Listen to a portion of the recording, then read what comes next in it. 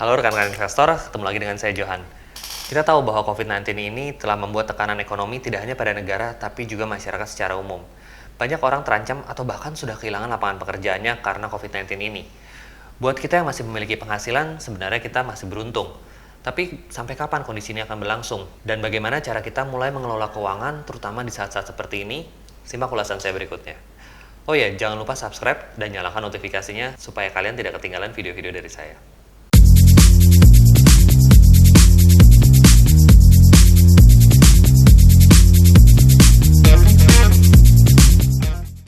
Rekan-rekan investor pasti pernah mendengar istilah cash is the king, atau uang tunai adalah raja. Nah, di saat seperti ini, istilah itu sangat tepat digunakan.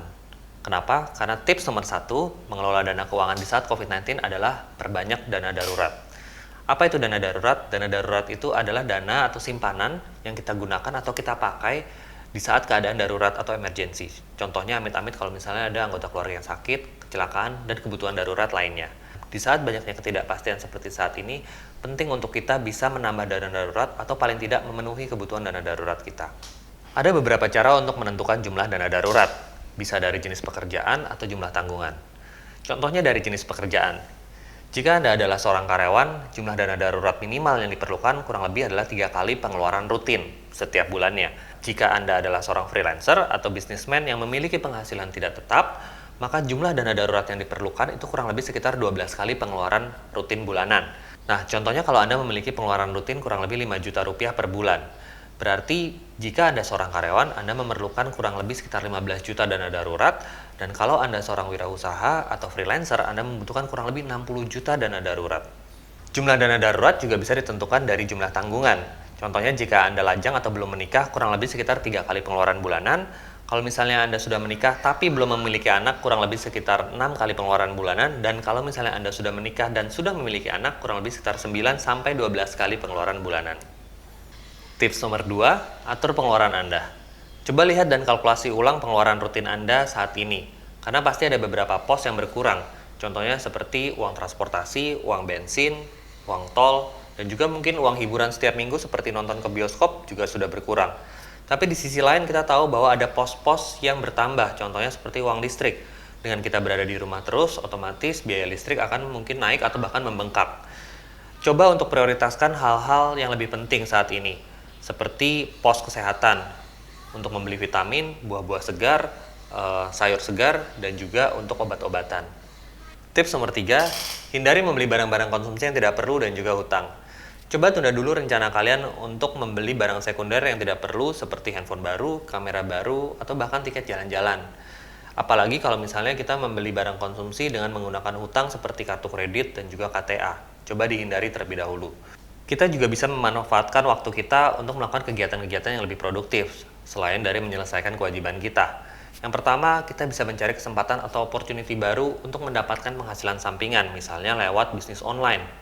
Kita tahu saat ini banyak sekali barang yang bisa dibeli secara online. Yang kedua, kita juga bisa memperkaya diri kita sendiri dengan melakukan pelatihan-pelatihan online seperti webinar atau e-learning, supaya nanti mungkin bisa berguna di pekerjaan atau bahkan bisnis kita.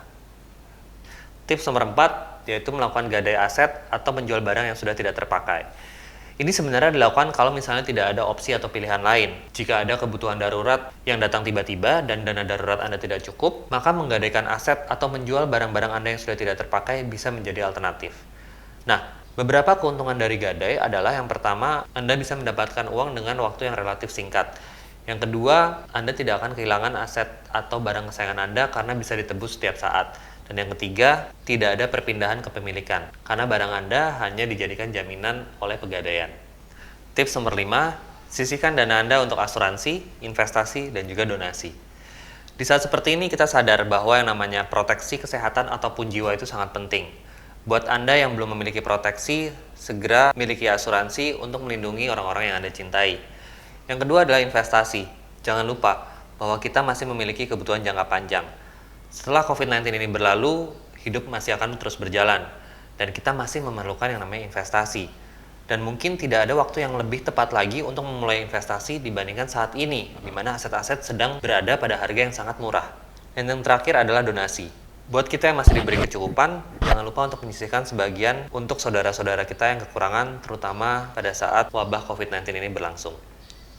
Baik rekan-rekan investor, itu tadi tips dari saya mengenai pengelolaan keuangan di saat COVID-19. Semoga berguna buat kalian. Jangan lupa jika kalian suka dengan video ini, please share and subscribe supaya tidak ketinggalan video-video dari saya berikutnya. Sampai jumpa di video berikutnya. Sehat selalu.